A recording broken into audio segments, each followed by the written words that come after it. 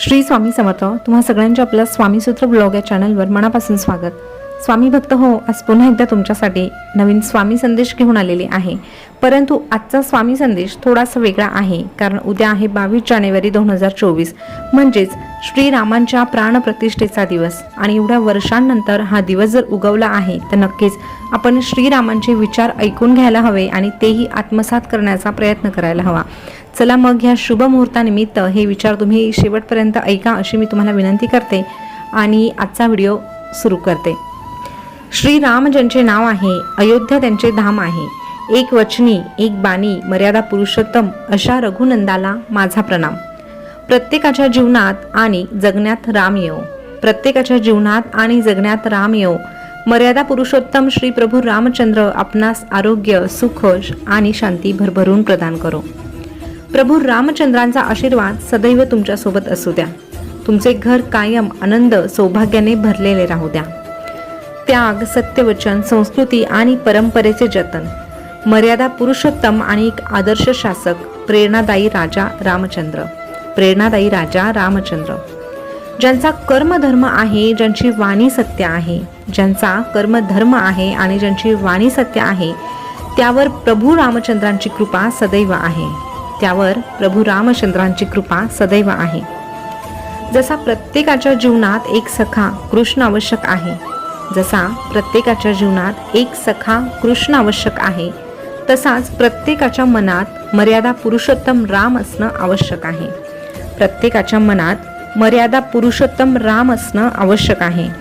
मर्यादा पुरुषोत्तम भगवान श्री राम यांच्या जीवनातून आपल्याला विचार, शब्द आणि कार्यामध्ये श्रेष्ठता, प्रेरणा मिळत राहो. कार्यामध्ये श्रेष्ठता आणि प्रेरणा मिळत राहो. प्रभू रामचंद्रांची सज्जनशीलता, मातृपितृ भक्ती, मर्यादा पुरुषोत्तमता आणि राजेशाही वैभवता, सुख, समृद्धी, आरोग्यता या प्राणप्रतिष्ठेनिमित्त आपल्या सगळ्यांच्या आयुष्यात येवो एवढीच स्वामींच्या चरणी आणि प्रभू रामांच्या चरणी प्रार्थना. आदर्श घ्यावा तर तो प्रभू रामचंद्रांकडून.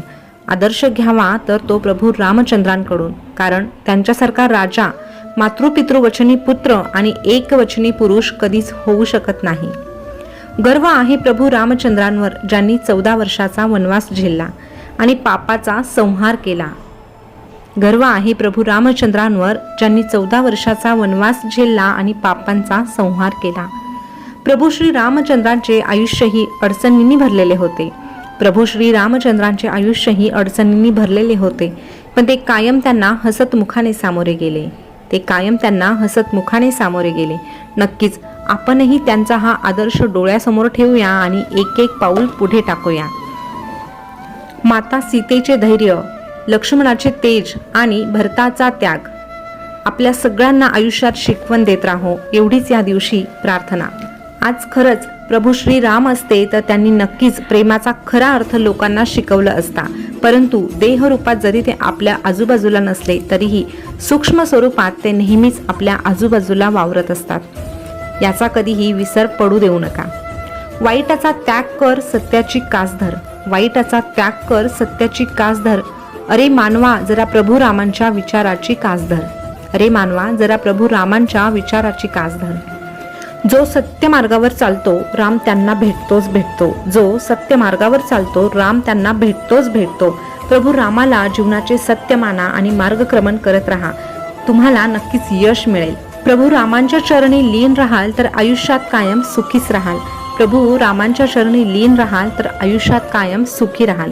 ज्यांच्या आयुष्यात पाप नाही, जो कायम सद्मार्गावरून चालतो, प्रभू राम त्यांनाच प्रसन्न होतात.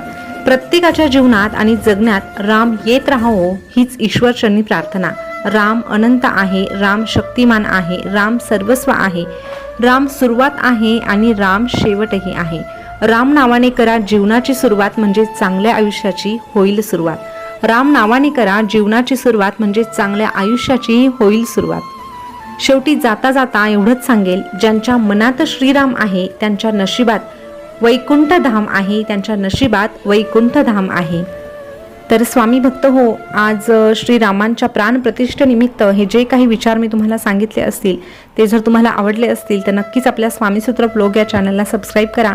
आवडला असेल व्हिडिओ तो लाईकही करा आणि कमेंटमध्ये श्री स्वामी समर्थ आणि जय श्रीराम लिहायला अजिबात विसरू नका. पुन्हा भेटूया नवीन स्वामी संदेश घेऊन. तोपर्यंत बोलत राहा श्री स्वामी समर्थ, जय जय स्वामी समर्थ. धन्यवाद.